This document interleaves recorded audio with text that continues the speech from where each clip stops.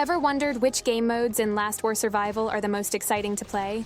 Today we're ranking them all by difficulty and fun, from fast-paced zombie raids to massive alliance wars that test your strategy and teamwork. Some modes are quick and relaxing, while others will push your heroes and patience to the limit. You can check what each tier means at the bottom right corner of the screen. Let's dive in and see which ones truly deserve your time.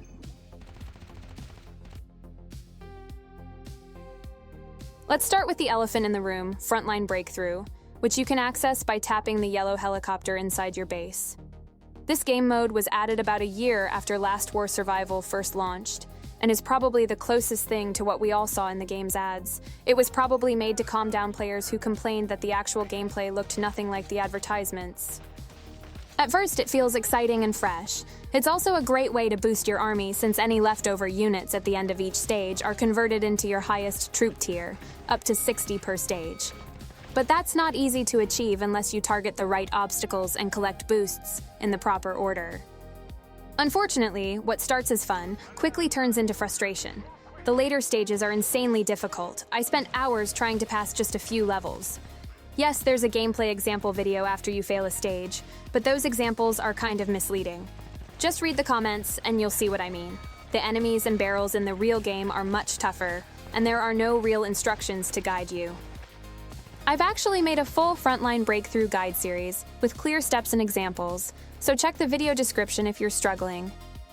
Overall, while it starts strong, it becomes more of a grind than fun. But I would like to know what you think about Frontline Breakthrough. Do you find it fun or just another frustrating grind that eats up your time? Let me know in the comments. For now, I'll place it in the C tier.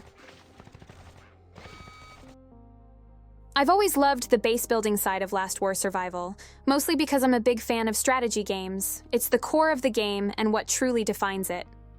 While it might not be everyone's cup of tea, most players enjoy this part the most. I'm sure upgrading higher-level buildings or finishing tech research takes a lot of time, but the feeling of finally reaching a new headquarters level is incredibly rewarding. Plus, if you have a good strategy, you can manage to gather enough speed-ups, resources, or even gems to decrease all your upgrade durations, and you can find plenty of guides on this channel for that. Last War Survival gives you that same satisfaction you get from other top strategy mobile games like Rise of Kingdoms, Whiteout Survival, or Rise of Castles. For me, the strategy city building aspect is an easy pick for the S tier. Guerrilla Overlord is basically a superhero for your squads, kind of like having a second tactical drone. What makes it special is that it boosts your overall power as you upgrade it, use it in battles, and even control it directly in a special armed truck-style mode once it's unlocked. You can access Guerrilla Overlord around day 89 of Season 2, which is roughly 9 months after a server was created. To unlock it, you'll need a headquarters level 27 or higher, complete a special radar task, build the Overlord's base, and heal it using 3 new item types until it regains its full strength. Once it's healed, you can use it in exploration quests, even before reaching the rookie partner rank required for PvP and world map battles. You can also level it up to 60 to gain more power, unlock new skills, and improve its stats. However, the Overlord exploration quest is not for beginners. Even at level 1, your opponent starts at level 217, making it nearly impossible to win with a basic squad or a newly unlocked Overlord. Therefore, I will place the Overlord truck quests in the C tier.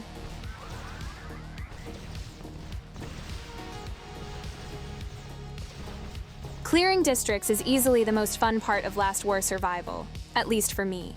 It's also where your journey begins, reclaiming your zombie-occupied base, clearing block after block, and rescuing Monica.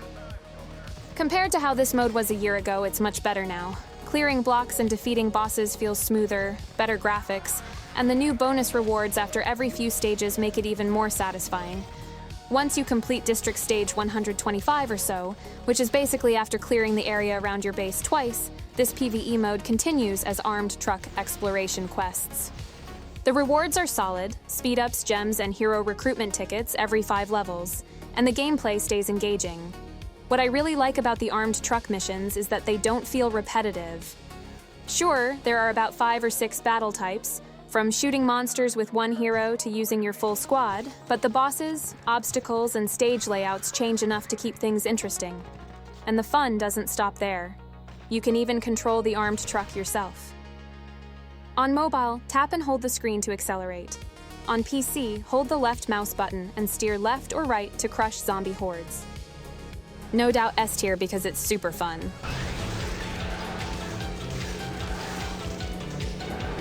Secret Mobile Squad and Hidden Treasures can both be accessed from the Secret Command Post. These modes don't involve real-time battles, but they still play an important role in your daily progress.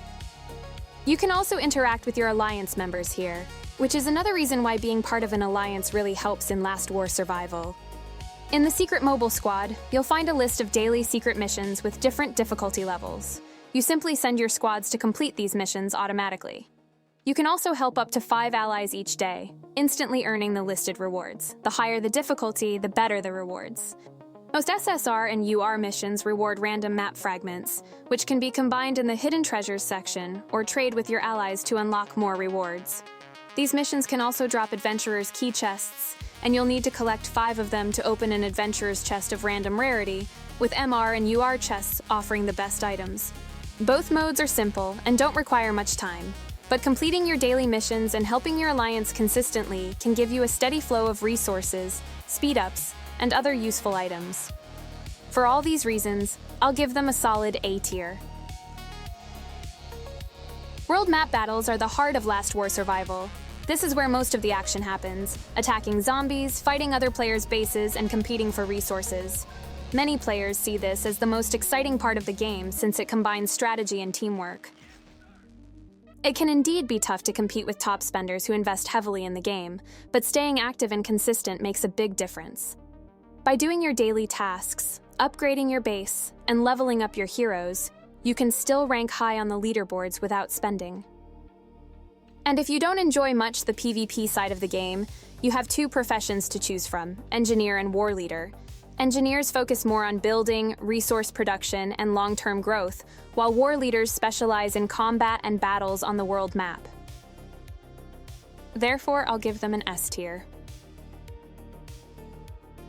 The PvP events in the War Center are some of the most exciting parts of Last War survival. They bring fast action and strategy to the game, letting players compete in modes like Desert Brawl, Winter Storm Battlefield, Meteorite Iron War, and Desert Storm Battlefield. Each mode has its own style, but all of them focus on capturing buildings, earning points, and working as a team. These events are a nice change from the usual base building.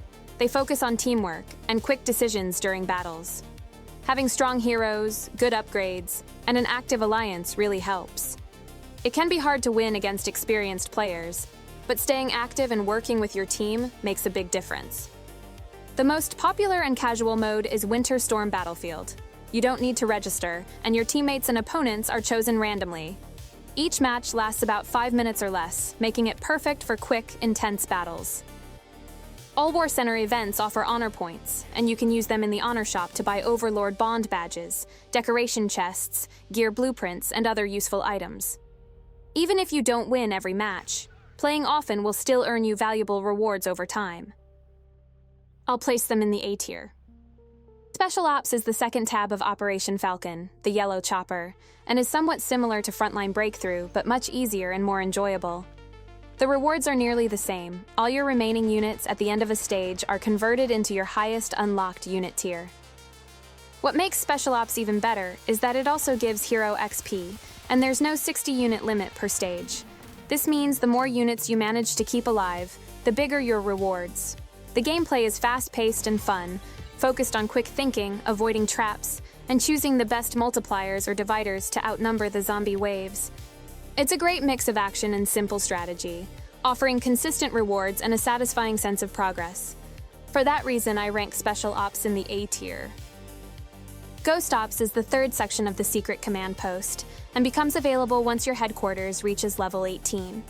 Every Thursday, 3 special missions appear on a small map, and you can send your squad to other war zones if you meet the requirements. These missions can be done solo, but it's better to invite your Alliance members by sharing the mission link in the Alliance chat.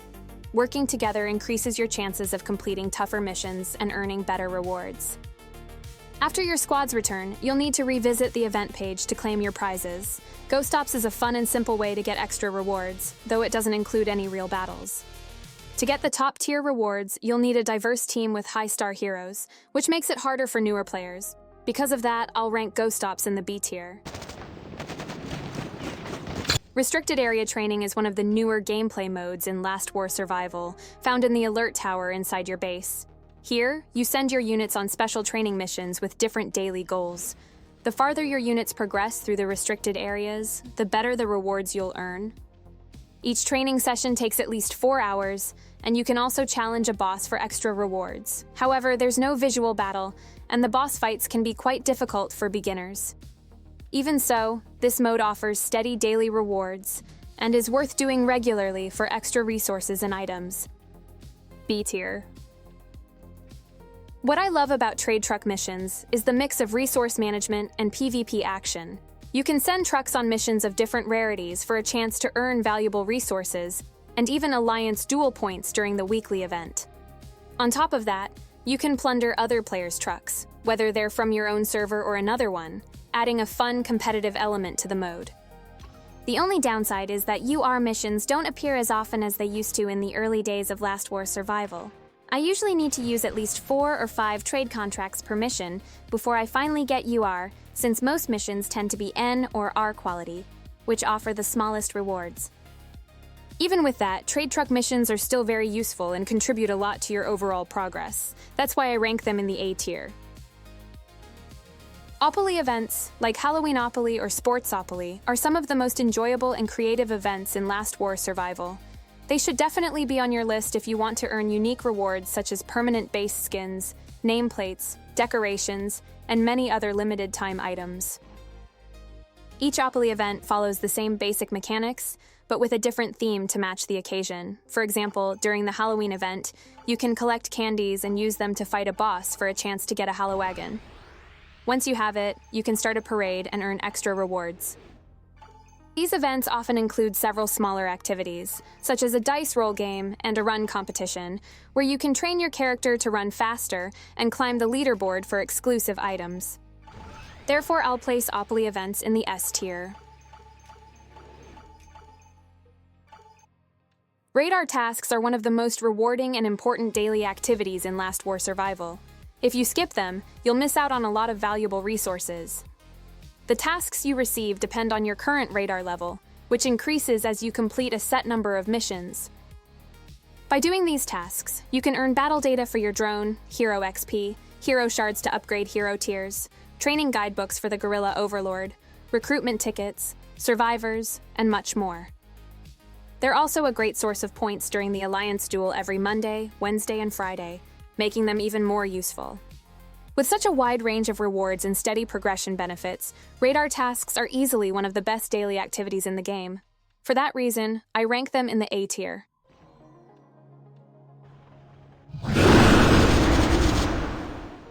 The seasons are the biggest and most important events in Last War Survival.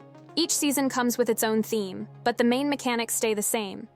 You and your alliance compete against other alliances from different servers in large-scale world map battles, capturing cities, strongholds, and even alliance centers to earn points and climb the rankings. The rewards from seasons are easily the best in the entire game.